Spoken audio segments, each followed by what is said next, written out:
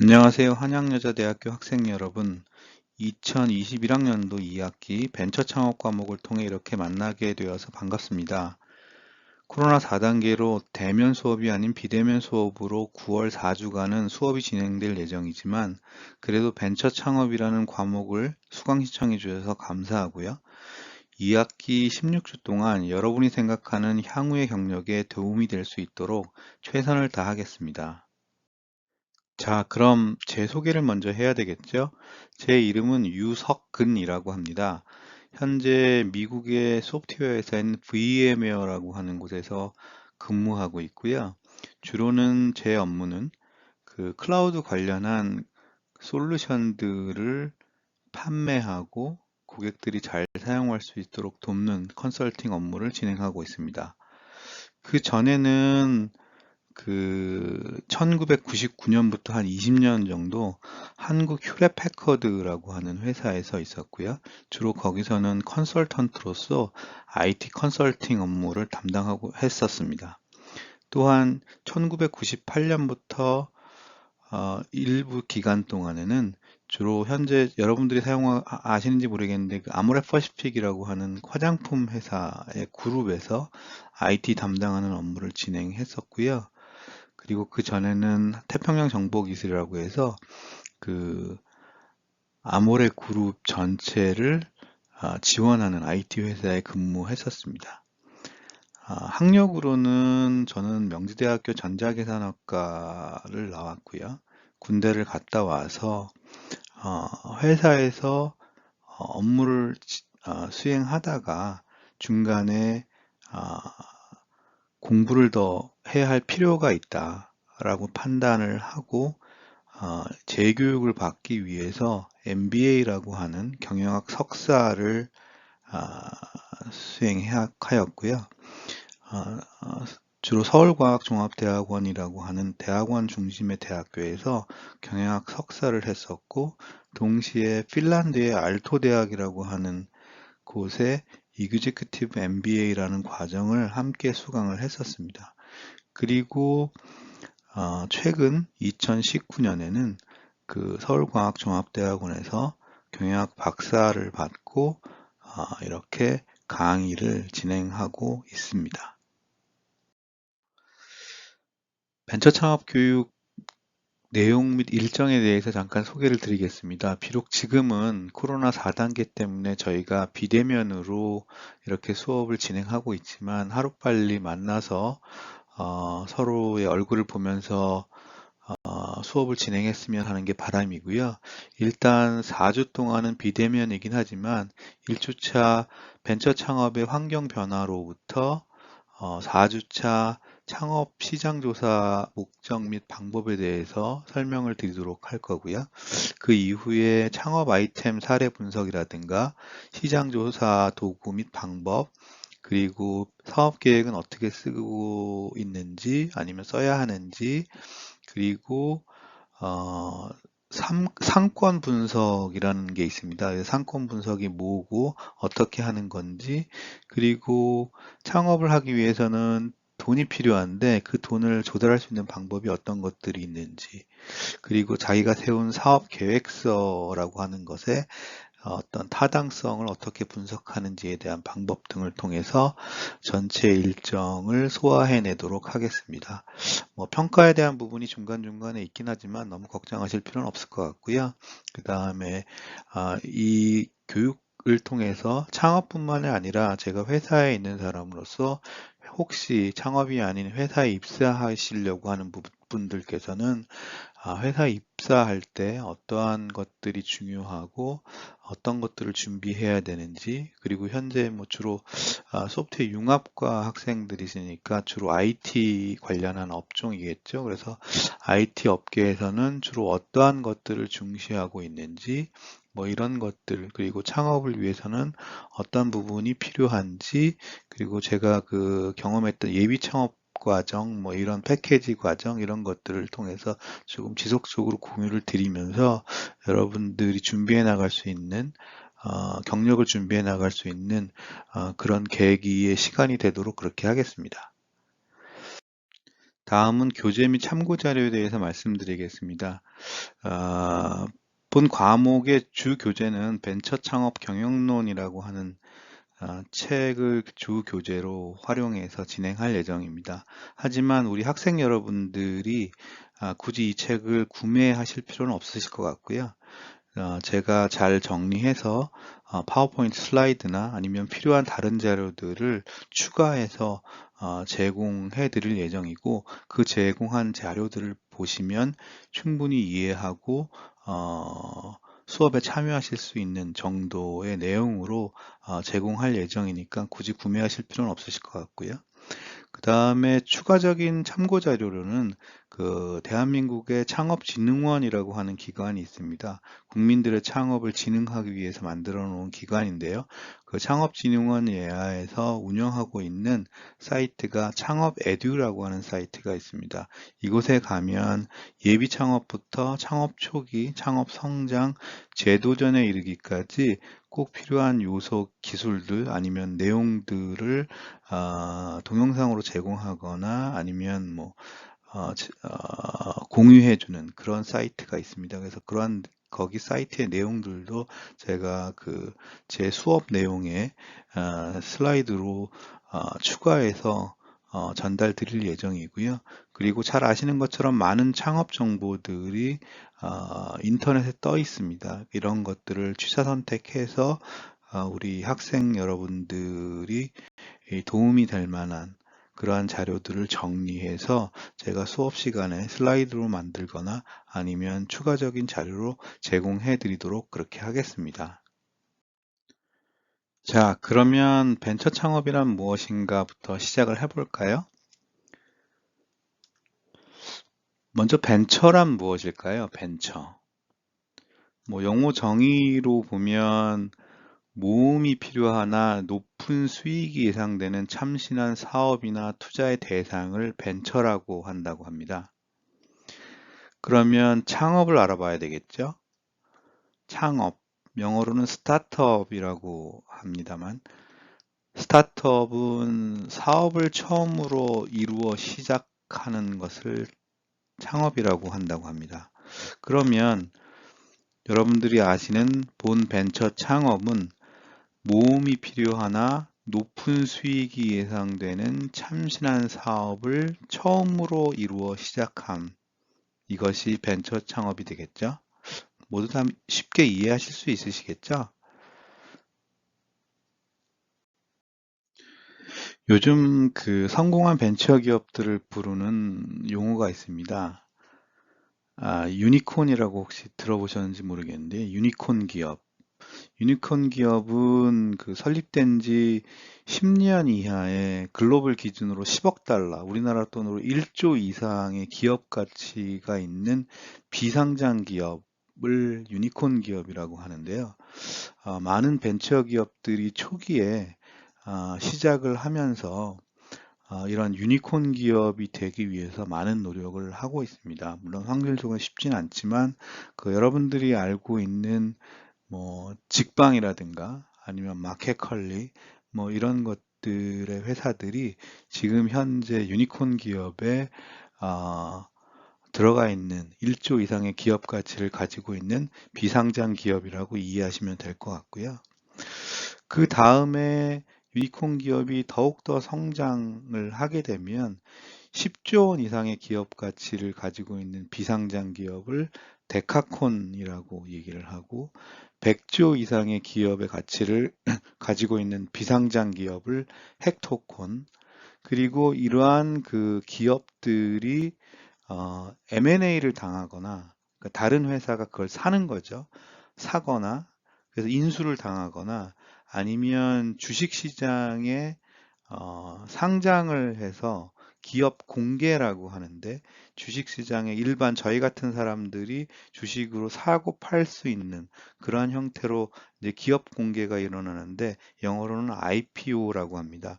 그래서 이런 것들을 통해서 자금이 회수된 상태, 자금 회수에 성공한 한 기업들, 그러니까 이제 그런 가치, 이런 유니콘, 데카콘, 헥토콘에 대한 기업 가치가 있다고 평가되지만 사실은 비상장 기업이기 때문에 아직 돈이 안 들어온 상태고, 그러한 것들을 M&A나 기업 공개를 통해서 주식을 상장함으로써 아니면 회사를 팔면서 이 인수하는 기업이 돈을 지불하면 그 벤처 기업은 그만큼의 가치의 돈을 받게 되는 그러한 기업들을 저희는 이제 엑스콘이라고 얘기를 합니다. 물론 뭐 다 좋은 건 아니죠. 그래서 이렇게 유니콘 기업이 결국은 잘 성장해서 M&A나 아니면 기업 공개를 통해서 상장을 통해서 성공적으로 자금 회수가 일어나야 되는데, 그 자금을 회수하지 못하고 중간에 실패한 그런 회사들을 저희는 좀비콘이라고 부르고 있습니다. 그래서 유니콘, 데카콘, 헥토콘, 엑스콘, 좀비콘이라고 하지만 요즘 아마 매스컴을 통해서 아니면 뭐 인터넷을 통해서 가끔 보시면 유니콘 기업, 유니콘 기업이라고 하는 용어들을 사용하는데, 이것은 설립된 지 10년 이하에 된 기업 중에 1조 원 이상의 기업 가치를 보유한 그런 회사라고 보시면 될 것 같습니다. 벤처로서는 아주 상당히 우수하게 성장한 기업이라고, 성공한 기업이라고 보시면 될 것 같고요. 결과적으로는 아무리 유니콘이라고 할지라도 M&A나 기업 공개를 통해서 자금이 회수되지 않으면 그것은 진정한 성공이라고 볼 수 없습니다. 그래서 그러한 것들이 결과적으로 엑스콘을 통해서 어, 자금 회수가 해서 실제로 돈이 들어오는 그러한 기업이 되었을 때 저희는 진정으로 성공했다라고 볼 수 있지 않을까 생각됩니다. 다음으로는 창업 단계별 필요한 내용에 대해서 좀 공부해 보도록 하겠습니다.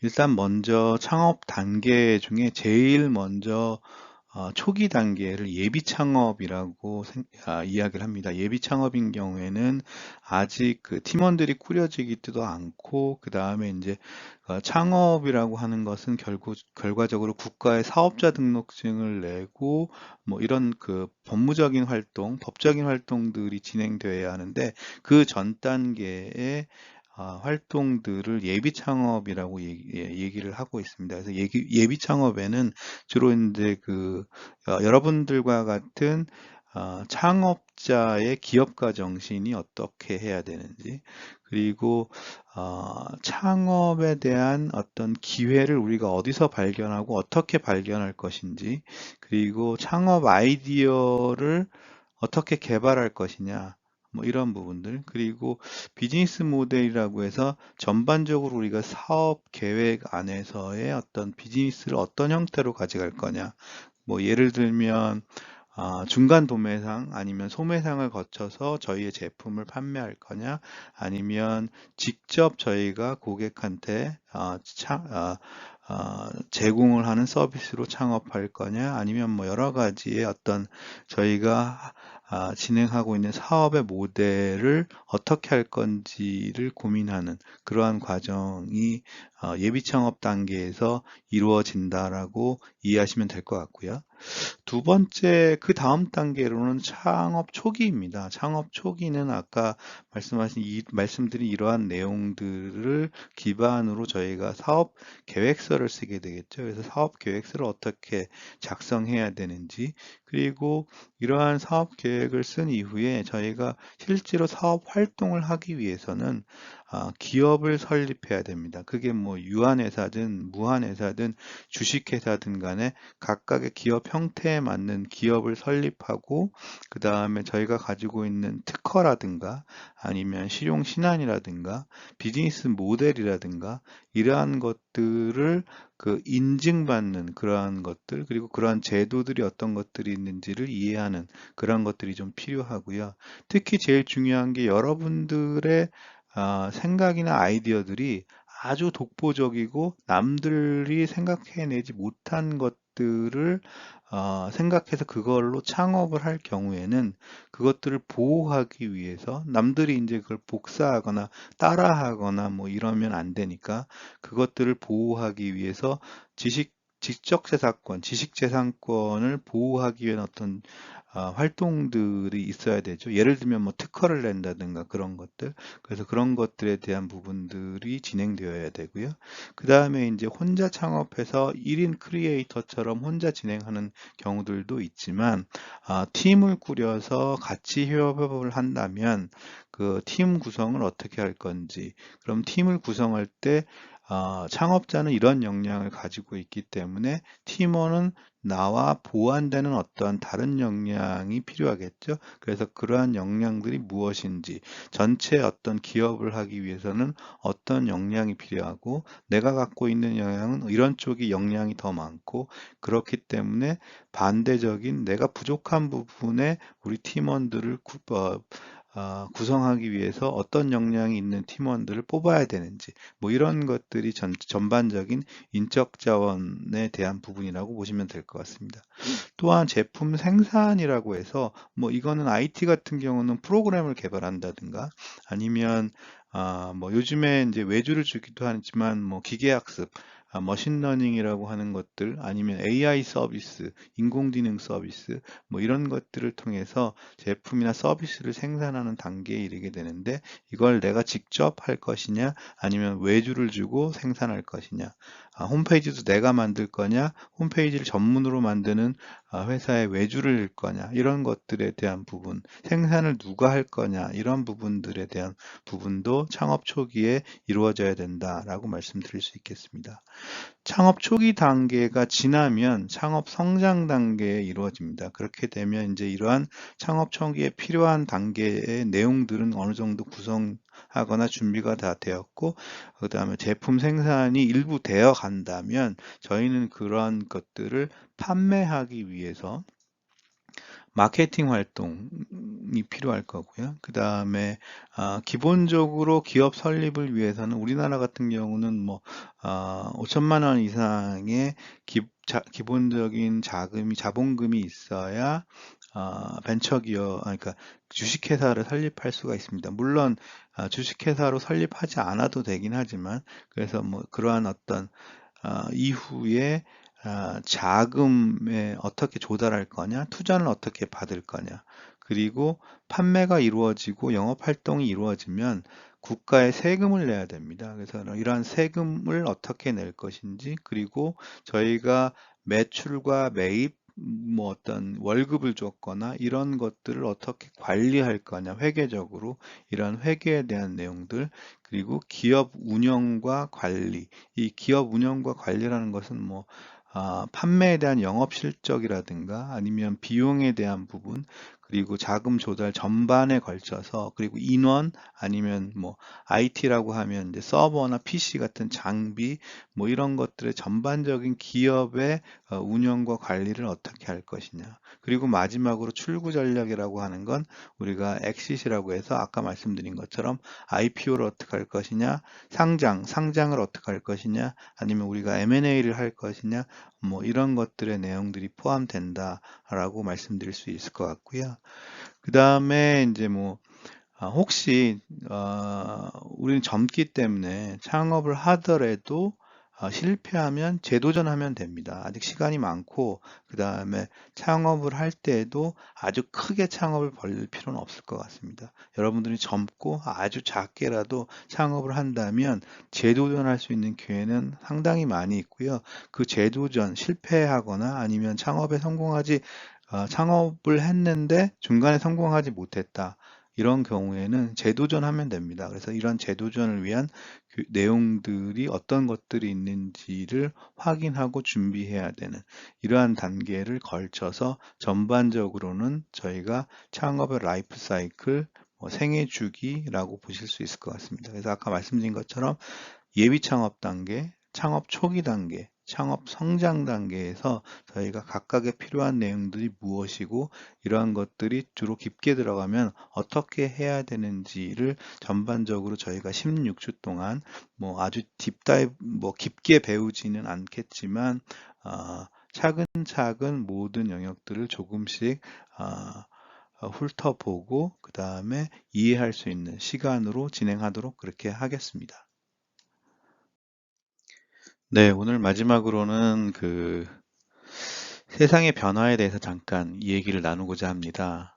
여러분들이 코로나 이전에 가장 뜨거웠던 아마 주제가 제4차 산업혁명이라고 생각됩니다. 그래서 제4차 산업혁명의 과정에서 많은 기업들은 디지털 전환이라고 하죠. 디지털 트랜스포메이션이라는 걸 하고 있고 그것과의 내용들이 어떤 거다. 그래서 그러한 4차 산업혁명 시대에는 어떻게 살아가야 된다. 이런 내용들로 교육을 받거나 아니면 공부를 했을 거라고 생각되어집니다. 그러나 현재 여러분들이 잘 아시고 있는 것처럼 현재는 코로나 시대라고 하는 코로나 팬데믹 상황의 시대이죠. 그래서 이런 시대에 지금 활동하고 있는 기업들은 그 전 시대와 상당한 차이를 보여주고 있습니다. 그리고 아마도 저희가 모두 백신을 맞으면 그리고 코로나가 어느 정도 과거의 패스트나 이런 것들처럼 스페인 독감처럼 어느 정도 시간이 지나서 코로나가 다시 조금 잠잠해지고 지금의 감기처럼 약해진다면 예전에 사스나 이런 것처럼 그러면 우리는 그 시대 이후를 그 시대를 코로나 이후의 시대라고 아마도 부르게 될 겁니다. 그러면 그런 환경에서 우리가 앞으로 어떻게 해야 될지, 세상이 어떻게 변할지, 이런 것들을 좀 이해하고 있어야 되겠죠. 그러려면 먼저 제4차 산업혁명 시대에 어떤 것들을 해왔는지 먼저 좀 보도록 하죠. 그래서 디지털 전환, 아까 말씀드린 디지털 트랜스포메이션이라고 하는 것들을 중심으로 많은 기업들은 사물 인터넷이라고 해서 IoT라고 부르는 그러한 어떤 작업들을 진행했었습니다. 그리고 그러한 사물 인터넷을 통해서 기계 간에 서로의 통신을 하고 그리고 사람이 개입되지 않고 기계들이 알아서 무언가를 데이터를 주고받고 개선하고 활동하는 그러한 것의 핵심이 사물 인터넷이었고요. 그리고 다음으로는 클라우드라고 여러분들 들어보셨을 겁니다.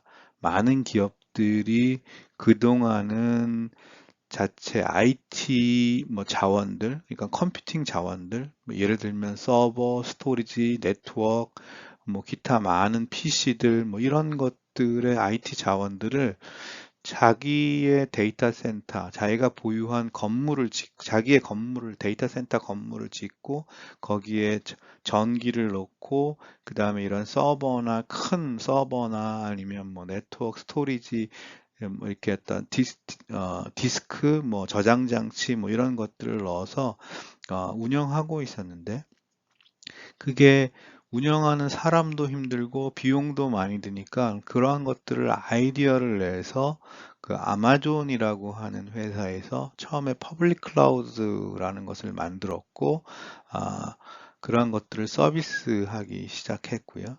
그 다음에 저희 VM웨어 같은 경우도 소프트웨어 디파인 데이터 센터라고 부르는 SDDC라고 부르는데요. 이러한 가상화된 기술을 가지고 클라우드를 프라이빗하게, 그러니까 고객 안에서도 밖으로 안 나가고도 이렇게 자원을 빨리빨리 제공해주고 빨리빨리 회수하고 자동화하고 이런 것들을 할 수 있는 그러한 요소들을 가지고 클라우드 서비스를 해 나가고 있는데 많은 기업들이 지금 그런 것들을 진행하고 있습니다.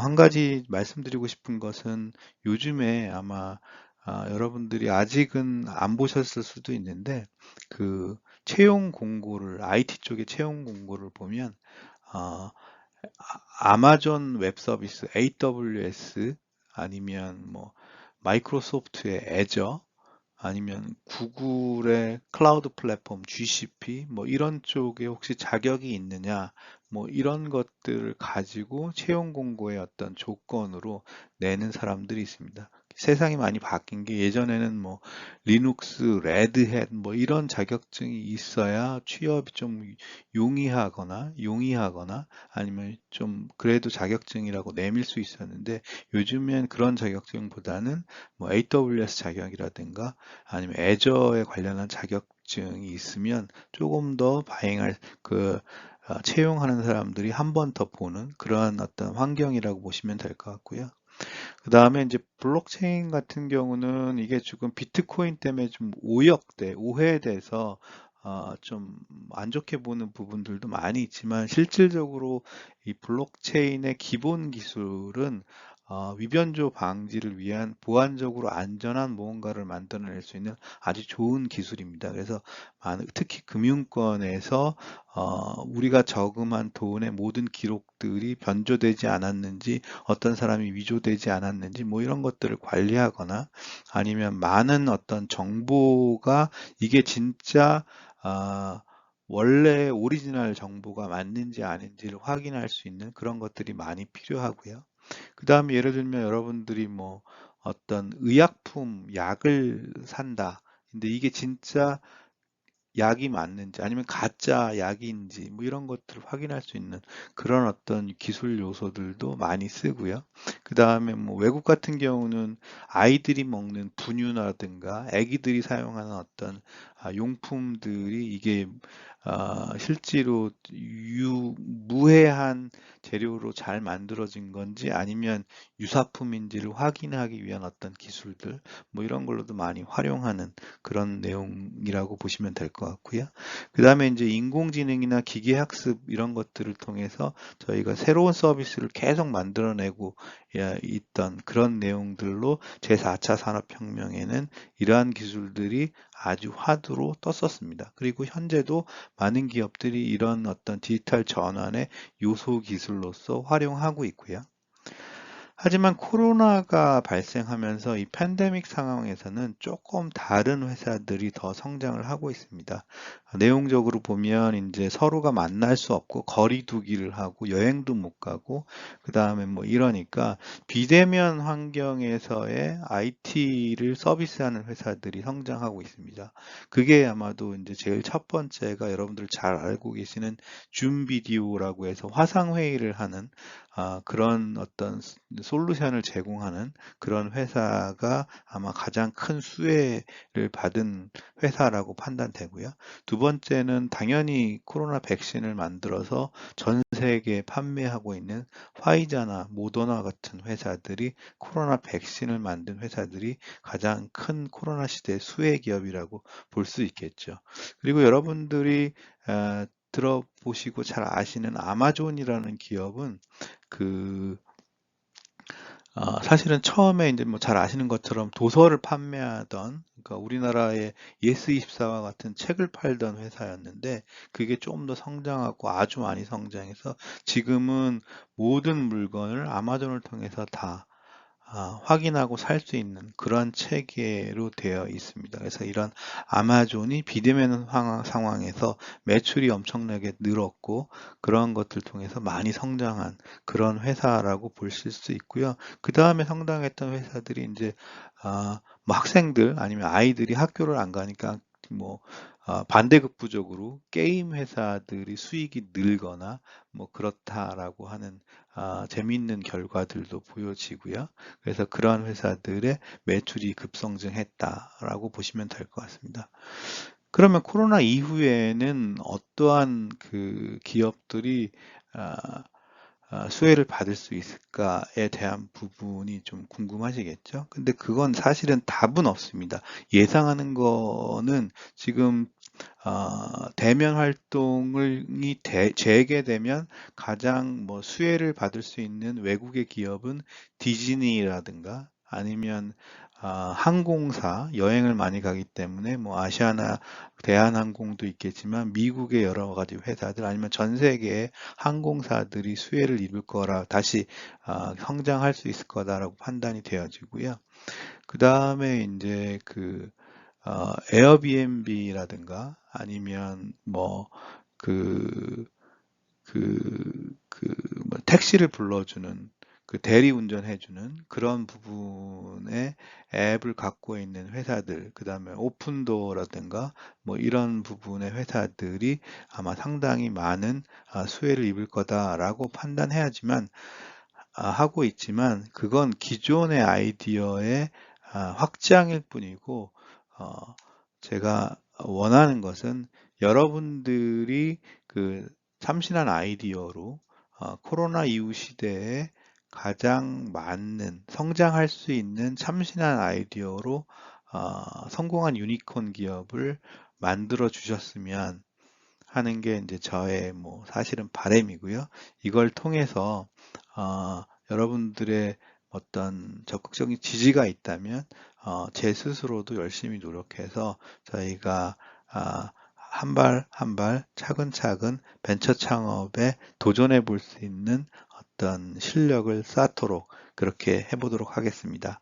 오늘 뭐 수업 어떠셨는지 모르겠는데 첫 강의였고요. 그 다음에 즐겁게 아마 참여해 주셨으면 하는 바람이었는데 어땠는지 모르겠네요. 그 다음에 마지막으로 그 다음 주에는 조금 더 알찬 내용으로 찾아뵙도록 그렇게 하겠습니다. 네, 감사합니다.